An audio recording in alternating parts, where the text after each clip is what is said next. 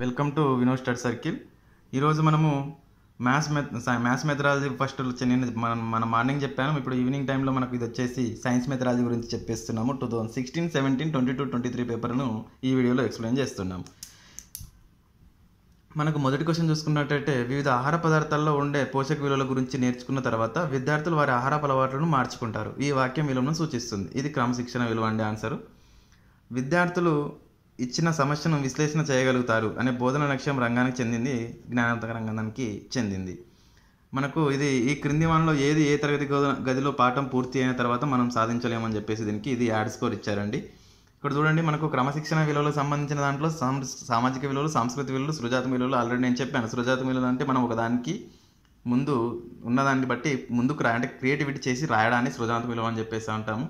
ఆ విలువలు ఉన్నాయి కదా, విలువలు నేను ఆల్రెడీ చెప్పుకుంటూ వచ్చిన విలువలు ఒకసారి చూడండి. నెక్స్ట్ వన్ చూసుకున్నట్టయితే, పాఠం మొదలు పెట్టడానికి ముందు అడిగే శోధనాత్మక ప్రశ్నలు దీని కొరకు ఉద్దేశించబడింది. ఎందుకంటే విద్యార్థి పూర్వజ్ఞానాన్ని పరీక్షించడానికి. అంటే ప్రీ టీచింగ్ అనేది అని చెప్పేసి ఎందుకని చెప్పేసి ముందర దాన్ని అనుకుంటే దానిలో మనకు ఆస్కింగ్ క్వశ్చన్ చెప్పేసి అడుగుతున్నాడు. అది వచ్చేసి మనకు విద్యార్థి పూర్వజ్ఞానాన్ని పరీక్షించడానికి. నెక్స్ట్ వన్ చూసుకుంటే, స్వీయ అభ్యాసనము దీని ద్వారా ప్రభావవంతంగా సాధించబడుతుందని అడుగుతున్నాడు. ప్రయోగశాలలో ప్రయోగం చేయడము దీనికి ఆన్సర్ వస్తుంది. దీనికి first one answer. Next one చూసుకుంటే, ఒక విషయంలో నేర్చుకున్న విద్యార్థికి అభ్యాస నిష్ఠతను కనుక్కోవడానికి నికిష వాడతారని చెప్పేసి దీనికి ఈ నోట్ నికిష. మనము 2022 పేపర్ 17 పేపర్ చూసుకున్నట్టయితే ఫస్ట్ క్వశ్చన్ చూసుకున్నట్టయితే, విజ్ఞానశాస్త్ర బోధన ఉద్దేశాలు మరియు లక్ష్యాలకు సంబంధించి సరికాదని అంటున్నాడు. దీనికి ఫస్ట్ వన్ ఆన్సర్. ఎందుకంటే ఇక్కడ చూడండి, ఫస్ట్ ఆప్షన్ చూడండి, ఉద్దేశం లక్ష్యాలుగా విభజించబడకుండానే స్వల్పకాలంలో అధిక కృషితో సాధించడానికి వీలవుతుంది. ఉద్దేశం అనేది దీర్ఘకాలిక ప్రక్రియ, లక్ష్యం అనేది స్వల్పకాలిక ప్రక్రియ. సో కాబట్టి రెండింటిలో ఉద్దేశం కానిది అని చెప్పేస్తున్నాడు. రెండు వీలవుతుందన్నాడు. అధిక కృషితో కాదు, నువ్వు 2 నెలలు చేసినా అధిక కృషితో మనము ఉద్దేశాన్ని సాధించలేము. ఇప్పుడు చూడండి, ఇప్పుడు ఒక నెల ఇప్పుడు టెస్ట్ రాసిన తర్వాతనే మనం నెక్స్ట్ మంత్లో డిఎస్సి పెడతామని చెప్పేసి ఫస్ట్ స్టార్టింగ్ అది ఇప్పుడు నేను స్టార్టింగ్ ఒక 2 నెలలు అయిన తర్వాత ఏమంటే సాధించలేం కదా. అది ఉద్దేశం అనేది మనకు కొద్దిగా టైం తీసుకుంటుంది, ఎందుకంటే లాంగ్ టైం ప్రాసెస్ కాబట్టి. నెక్స్ట్ వన్ చూసుకుంటే, ఈ విద్యా ప్రణాళిక నిర్మాణం యొక్క సూత్ర నియమం కాదు, ఇది ఉపాధ్యాయ కేంద్రీకృత నియమం కాదు. ఎందుకంటే నేను ఆల్రెడీ చెప్పుకుంటూ వచ్చినంటే టీచర్కి సంబంధించి ఏది సెంటర్ ఆఫ్ వ్యూ ఉండదు, స్టూడెంట్ సెంటర్ ఆఫ్ క్వశ్చనే ఉంటుంది. ఒకసారి చూడండి. నెక్స్ట్ వన్ చూసుకుంటే, ఈ స్పష్టీకరణ వినియోగానికి చెందినది. దీనికి లాస్ట్ వన్ ఆన్సర్. ఎందుకంటే సంబంధిత వాస్తవాలు లేదా దత్తాంశాలు నుండి ముగింపు రాబట్టడం అనేది అని చెప్పేసి అడుగుతున్నాడు. దీంట్లో వచ్చేసి మట్టితో చేసిన మాణిక్యాలనే పాఠ్యాన్ని బోధించడానికి ఉపయోగించే పద్ధతి అంటాడు. ఇది కథాపధన పద్ధతి. ఎందుకంటే కథాపధన క్షేత్రాధ్యయనం, ప్రశ్నోత్తర పద్ధతి, ఉపన్యాసానికి సంబంధించిన ఉపన్యాసం లెక్చరర్ మెథడు, టీచర్ చెప్తూ ఉంటాడు. ప్రశ్నోత్తర పద్ధతి క్వశ్చనేరు సంబంధించిన క్వశ్చన్ అండ్ ఆన్సర్ మెథడు క్షేత్రాధ్యయన పద్ధతి. క్షేత్రాధ్యయన పద్ధతి అంటే మనం ఎక్కడ బయటకన్నా వెళ్ళి చేసేదాన్ని క్షేత్రాధ్యయన పద్ధతి అని సందర్శించి చేసేదాన్ని క్షేత్రాధ్యయన పద్ధతి అంటారు. తర్వాత నెక్స్ట్ వన్ చూసుకుంటే, బోధన అభ్యాసన విధానంలో ఎల్లప్పుడూ దీనిపై దృష్టి కేంద్రీకరించాలి. ఇది విద్యార్థి కేంద్రికంగా. నేను ఆల్రెడీ చెప్తూనే ఉన్నా, ప్రతిదీ స్టూడెంట్ సెంటర్డే ఉంది, టీచర్ సెంటర్డ్ ఉండదు. నెక్స్ట్ వన్ చూసుకుంటే, ఈ మధ్యకాలంలో విద్యాశాఖ బోధన అభ్యాసన ప్రక్రియలను బలోపేతం చేయడానికి ప్రవేశపెట్టింది అంటే డిజిటల్ తరగతులు. ఎందుకంటే ఇప్పుడు ప్రజెంట్ సిచ్యువేషన్లో కోవిడ్ నుంచి ముందు తర్వాత కూడా సరే మనకు డిజిటల్ లెర్నింగ్స్ని బాగా ఫోకస్ చేసిండ్రు.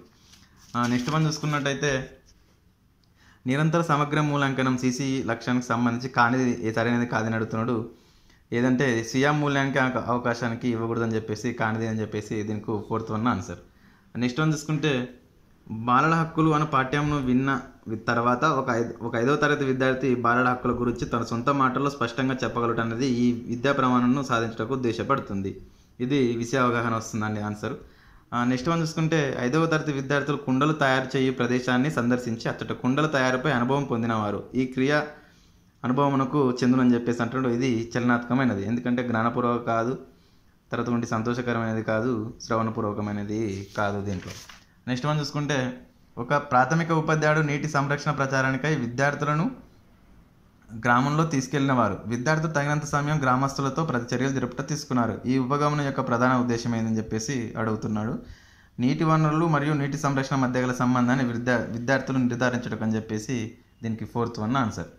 నెక్స్ట్ వన్ చూసుకుంటే, నీటి కాలుష్యం ఆధారంగా గల సమీక్షల ప్రాజెక్టు పనిని పూర్తి చేయటకు సహాయపడే వనరులు. ఇది వచ్చేసి మనకు గ్రంథాలయం ఆన్సర్ వస్తుందండి. నెక్స్ట్ వన్ చూసుకుంటే, 150th క్వశ్చన్, ఈ క్రింది వాటిలో విద్యార్థులు విమర్శాత్మక ఆలోచన మరియు మేధోపరమైన విజ్ఞాతను పెంపొందించేదని చెప్పేసి అంటున్నాడు. ఇది సైకలాజికల్ అప్రోచ్ మరో వైజ్ఞానిక ఉపగమనం అని చెప్పేసి దీనికి ఆన్సర్ వస్తుంది. నెక్స్ట్ వన్ చూసుకున్నట్టయితే మనము 23 పేపర్ అండి, లాస్ట్ పేపర్. ఈ విద్యార్థి కేంద్రక బోధన పద్ధతి అని అడుగుతున్నాడు, అన్వేషణ బోధన పద్ధతి. ఇవన్నీ టీచర్ సెంటర్డ్ మెథడ్, ఇవి ఒకటి వచ్చేసి ఇది స్టూడెంట్ మెథడ్. నెక్స్ట్ వన్ చూసుకున్నట్టయితే ఈ క్రింది వానిలో దృశ్య బోధనోపకరణాన్ని గుర్తించండి అంటున్నాడు. దృశ్య బోధనోపకరణాన్ని అంటే ఫిల్మ్ స్ట్రిప్ వస్తుందండి. రేడియో, కంప్యూటర్, టెలివిజన్ అనేది రేడియో వచ్చేసి శ్రవణోపకరణము, కంప్యూటర్ దృశ్య శ్రవణోపకరణము, టెలివిజన్ అనేది కూడా దృశ్య శ్రవణోపకరణం కింద వస్తుంది. ఫిల్మ్ స్ట్రిప్ అనేది దృశ్య బోధనోపకరణం కిందికి వస్తుంది. నెక్స్ట్ వన్ చూసుకుంటే ప్రాథమిక స్థాయిలో సాంఘిక శాస్త్రం, సామాన్య శాస్త్రం విడిగా బోధించుటకు బదులు పరిసరాల విజ్ఞానం అనే పేరుతో ఒకటే ప్రధాన ప్రశ్నగా బోధించబడిన ప్రతిభంగా సూచన కమిషన్ ఏంటంటే మనకు దీనికి వచ్చేసి ఈశ్వర్భాయ్ పటేల్ కమిషన్ అండి. ఇది కొత్తగా వచ్చినటువంటి 2018 తర్వాత వచ్చిన టీవీఎస్ మెథడ్ బుక్లో ఉంది. ఫస్ట్లో ఉంటుంది ఈవీఎస్ సంబంధించినది, చూడండి. నెక్స్ట్ వన్ చూసుకుంటే బోధనాభ్యాసన ప్రక్రియ ప్రారంభించే ముందు విద్యార్థుల యొక్క సామర్థ్యాలను, బలహీనతలను తెలుసుకోవడానికి ఉపయోగించారు. ఎందుకంటే ప్రీ టీచింగ్ అడుగుతున్నాడు. ప్రీ టీచింగ్ ఏముంటుందండి, లోప నిర్ధారణ, మూల్యాంకనం, డయాగ్నోస్టిక్ ఎవాల్యుయేషన్ అని చెప్పేసి మనకు ఆన్సరు థర్డ్ వన్ వస్తుంది. నెక్స్ట్ వన్ చూసుకున్నట్టయితే మనకు కారణాలు చెప్పుట మరియు లక్షణాల ఆధారంగా వర్గీకరించుట అనే అభ్యాసనాన్ని సూచికలు ఈ విద్యా ప్రాణానికి చెందిందని చెప్పేసి అంటున్నాడు. ఇది విషయ అవగాహన అండి.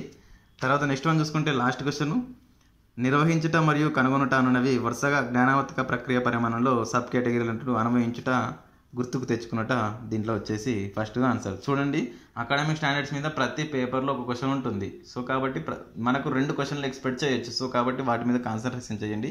మన వీడియో నచ్చినట్లయితే లైక్ చేసి, షేర్ చేసి, సబ్స్క్రైబ్ చేసుకోండి. నేను కమ్యూనిటీలో కూడా సరే క్వశ్చన్స్ పెడుతున్నా, వాటిని కూడా రాయండి. Thank you so much.